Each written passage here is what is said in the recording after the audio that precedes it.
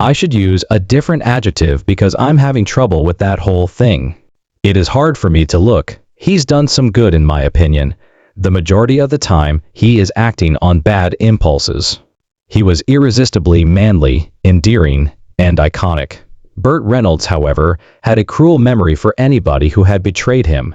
The iconic actor listed the 6 stars he couldn't stand before he passed away, and his motivations were just as ferocious as his character on film. Reynolds didn't hold back when discussing set conflicts, broken egos, and betrayal. These were no small grievances.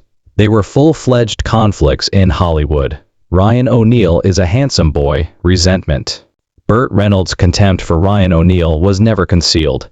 The resentment sprang more from work annoyance than from personal interactions. O'Neal, in Reynolds' opinion, embodied all that was wrong with Hollywood's fixation on superficial charm. Reynolds felt that O'Neal had sailed in on a wave of good looks and studio favoritism. But Reynolds had fought his way into prominence with tenacity, athleticism, and hard-won charisma. Both men were 1970s heartthrobs who often found themselves competing for the same kinds of gigs. Sensitive yet masculine love interests, romantic leaders, and pensive protagonists. However, O'Neal, with his gentle manner and youthful features, appeared to take home the majority of the prestige parts. Reynolds never lied about how he felt. Roles that should have gone to actors who knew what it took to carry a picture were given to Ryan. He had the face for romance, but none of the soul that makes audiences actually care about what happens to your character. There was more to it than resentment, he told Rolling Stone. The feeling of artistic justice was injured. Reynolds took great satisfaction in incorporating humor, suffering, and sensitivity into his works. Even when the screenplay provided him very limited creative freedom, Reynolds considered it an affront to the art of acting to watch O'Neal deliver what he perceived to be soulless, flat performances while still receiving praise from critics. During the early 1970s casting frenzy, their rivalry reached a climax. O'Neal was frequently at the top of casting want lists for romantic dramas, according to directors and producers. Reynolds frequently found himself marginalized despite his success at the box office and his innate magnetism. Marion Doherty, the casting director, once remembered Burt leaving a meeting abruptly after finding out that O'Neal had once more received an offer for a desired role. He persisted in questioning how Ryan managed to win tragic roles despite applying the same uninteresting sensitivity to everything. Burt want a challenge. He want parts with a beating heart, blood, and guts. In his mind, Ryan only cared about looking nice for the camera. Love Story hurt more than anything else. The Tearjerker, which was released in 1970, became a worldwide sensation and made O'Neal a household name. His subtle performance was well received by critics. Many people in the audience cried. In contrast, Reynolds felt repulsed. He notoriously rejected the movie as manipulative trash meant to evoke tears in adolescent girls. Love Story had achieved what Reynolds had long hoped for, critical recognition and cultural relevance. Although his comment was presented as a criticism of the romanticism of the picture, insiders saw it as thinly veiled envy. Reynolds's tough, witty, everyman demeanor was increasingly confined to action comedies and macho thrillers, while O'Neal's teary-eyed, buttoned-up sensitivity became Hollywood's gold standard for male love leads. After working closely with both individuals, producer Robert Evans later noted that Reynolds' frustrations weren't without merit. Burt was able to move. Hollywood didn't always appreciate the depth of his personality, which included humor, tragedy, toughness, and tenderness. O'Neal demonstrated that appearing sensitive was more valued in this town than having true aptitude. Evans encapsulated the feud's underlying anguish in his words. Reynolds wasn't only upset that O'Neal was cast in the parts. What that suggested about the industry itself infuriated him. Deliverance Showdown, Jon Voight. During the physically and emotionally taxing production of Deliverance in 1972, Burt Reynolds and Jon Voight's enmity began to simmer rather than explode. As two different acting schools were compelled to coexist in harsh circumstances, the set turned into a hotbed of conflict. Reynolds, A former football player from the South with movie star looks, a sharp sense of humor, and an innate style based on spontaneity was on one side. The other was Voight, an actor with training in New York who was well versed in method acting traditions. He was renowned for his ability to analyze scenes, dig deep into emotions, and devote himself almost scholarly to his profession. Commitment to Reynolds, who was always dubious of what he referred to as off-screen theatrics, was instantly turned off by Voight's painstaking customs. Before scenes, Voight would frequently withdraw into seclusion to meditate, write in character journals, or practice lines in low voices as though preparing for Hamlet instead of a survival thriller. This behavior seemed almost comical to Reynolds. Afterwards, Reynolds mockingly said, "Jed every scene like he was performing King Lear at Lincoln Center. In the meantime, I'm working on a film that I hope people will want to see." This conceptual split was more than just a subtle disagreement in methodology. It started to take the form of a creative battlefield that impacted morale and performances. As a patient visionary, director John Boorman soon recognized that he needed to act as a mediator between these two enormous egos. Because he needed to explore his character's innermost thoughts, Voight needed time and emotional space. Reynolds, on the other hand, flourished on vigor, tempo, and what he referred to as honest reaction, a term he used to characterize his opposition to theatricality or over-planning. Cinematographer Vilmos Zsigmond later described how Reynolds would watch Voight's pre-scene rituals with a mixture of astonishment and laughter. Having personally observed the behind-the-scenes conflict, Zsigmond would say, "We're making an adventure movie, not performing brain surgery," and Burt would simply shake his head. Reynolds felt that if you could see the labor, it wasn't working, thus acting should appear effortless. Their stress peaked during the most taxing scenes of the movie, which were filmed on the rushing rivers of rural Georgia. The actors frequently ran the risk of suffering severe injuries while performing many of their own stunts in perilous situations. The conceptual disagreement between the two performers became an open conflict during these physically taxing moments. Several takes were required to achieve emotional sincerity, according to Voight. He was fixated on internalizing the story's anguish, his characters spiral into despair and terror, even down to the slightest eye movement or voice quiver. Reynolds hated what he perceived as needless repetition and ego-driven perfectionism because he prized gut and unadulterated immediacy. Voight made acting seem like work to Reynolds. Years later, Reynolds stated he suffered as a result. To me, however, suffering is not the same as truth. I've always thought that you were acting incorrectly if the audience could see you doing it. Reynolds' sentiments regarding delivering and the development of modern acting in general were encapsulated in that phrase, which was delivered with the trademark blend of assurance and swagger that made him a celebrity. But both men gave legendary performances in spite of their own Cold War. The film's raw, unsettling impact might have come from their creative tension. The unease between their characters, Ed and Lewis, reflected their actual distance from one another, giving the tension on film a spooky sense of realism. Any post-production reconciliation delusions, however, were unfounded. In public, Reynolds and Voight kept a polite distance, but in private, the wounds persisted. Al Pacino. It was never talent that made Burt Reynolds dislike Al Pacino. It had to do with ideology. It wasn't intimate. It had a philosophical bent. Reynolds saw Pacino as more than just a different kind of actor. He marked a significant change in Hollywood's perceptions of what made an actor serious, macho, and valuable.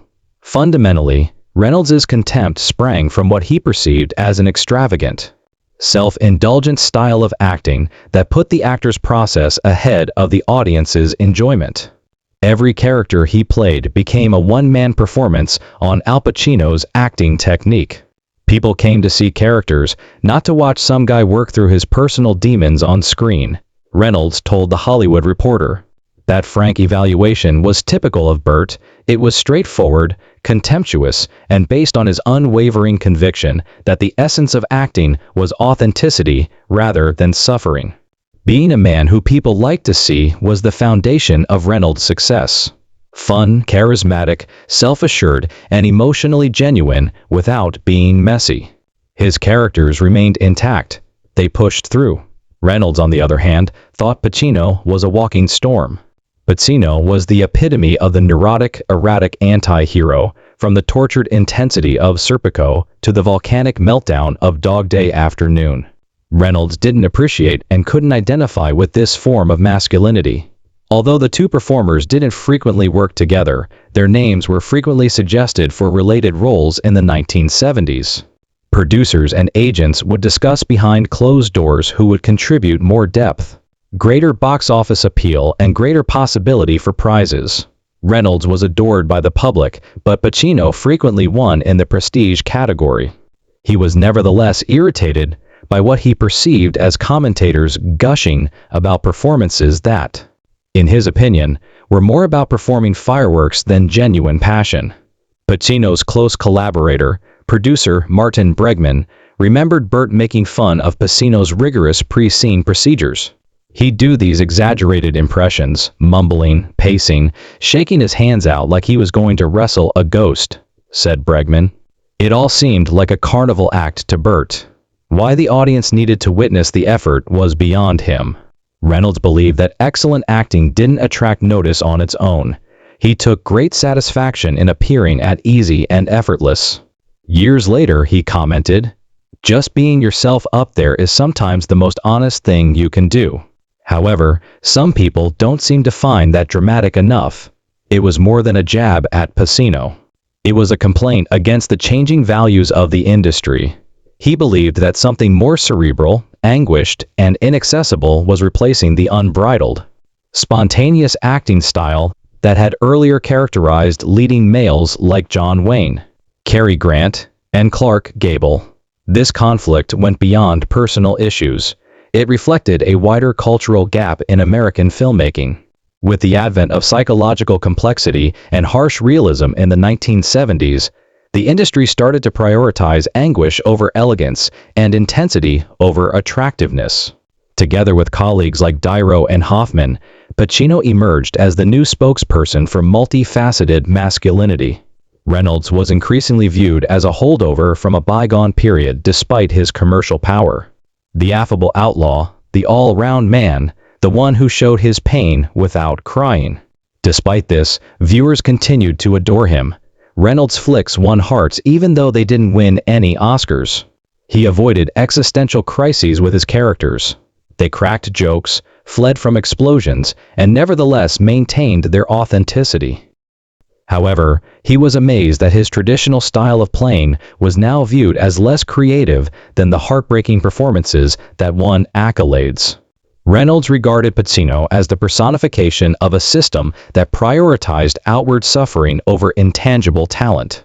For him, simply experiencing the emotion was insufficient. The act of performing was something you had to do. Burt was offended by it more than anything else. Therefore, even though the two men never publicly fought, their conflict over two very different acting styles and ideas of masculinity revealed a larger rift in Hollywood. The tortured artist was Pacino. The obvious star was Reynolds. Furthermore, Burt believed that Hollywood had chosen to idolize the suffering instead of the present. Dustin Hoffman wasn't the only person Burt Reynolds didn't like. What Hoffman stood for infuriated him. The unkempt, neurotic star was more than just a competition to Reynolds. He represented all of the negative aspects of 1970s American filmmaking. A profound ideological difference lay at the core of their hostility.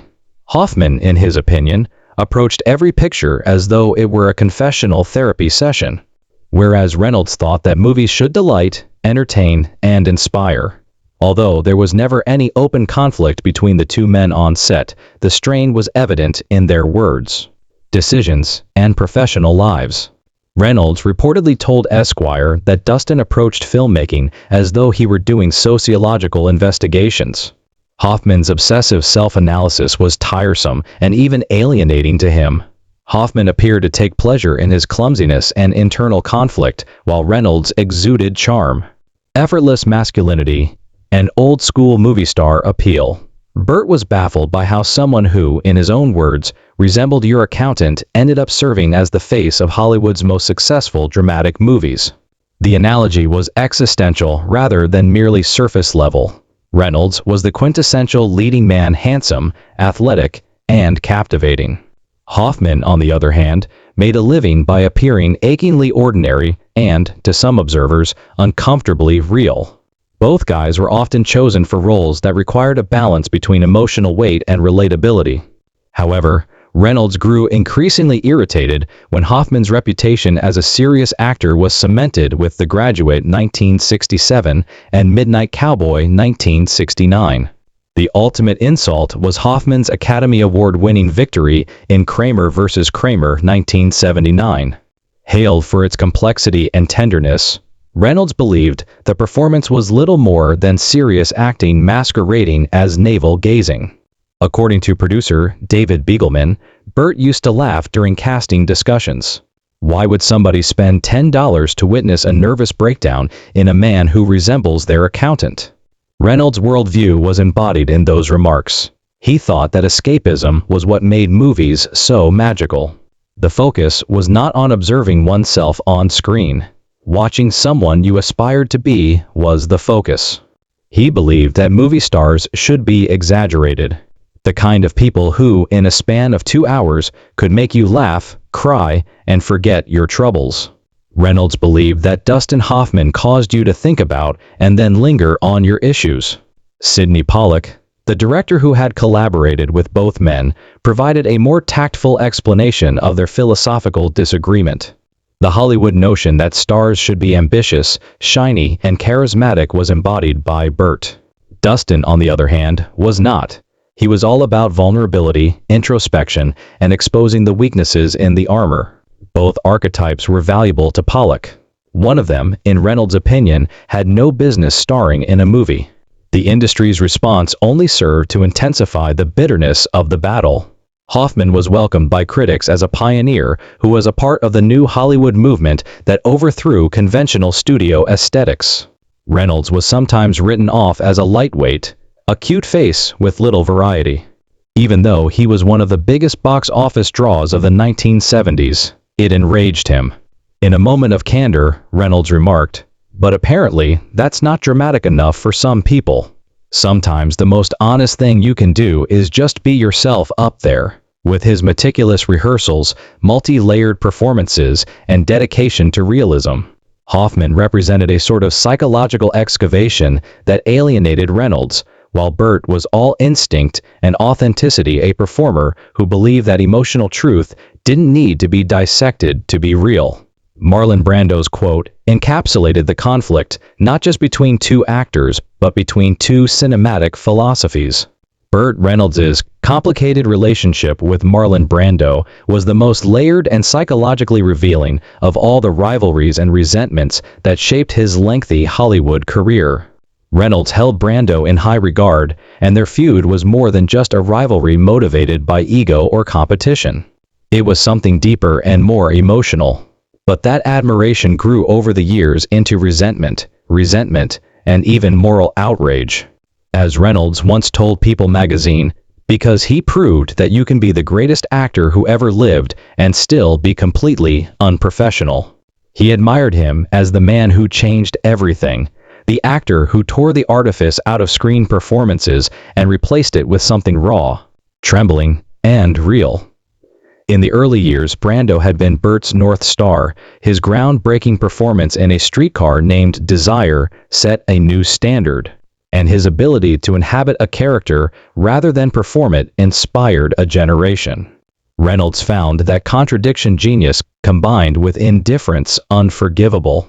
The difference was that Reynolds considered acting as a profession that demanded discipline, generosity toward partners, and dedication to the craft. He fashioned himself on that style, which was natural, instinctual, and emotionally present, but he added his own layer of charm and accessibility.